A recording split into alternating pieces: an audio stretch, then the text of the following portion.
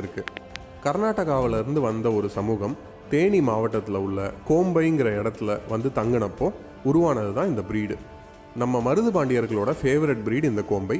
இதுக்கு ப்ரூஃப் இருக்கான்னு கேட்டிங்கன்னா, நாங்கள் தமிழகத்தில் உள்ள நரிக்குடியில் இருந்து சிவகங்கை காளையர் கோவிலில் இருக்கிற பல பேர்கிட்ட விசாரித்தோம்.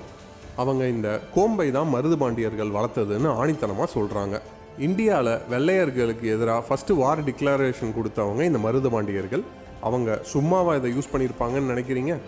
ரொம்ப பெருசாக இருக்காது, மீடியம் சைஸ் தான். மேக்ஸிமம் 25 கிலோ வரைக்கும் தான் வளரும். நோஸ் டார்க் பிளாக்ல இருக்கும். அப்படி டார்க்காக இருந்தால் தான் அக்ரஷன் அதிகமான ப்ரீடுன்னு அர்த்தம்.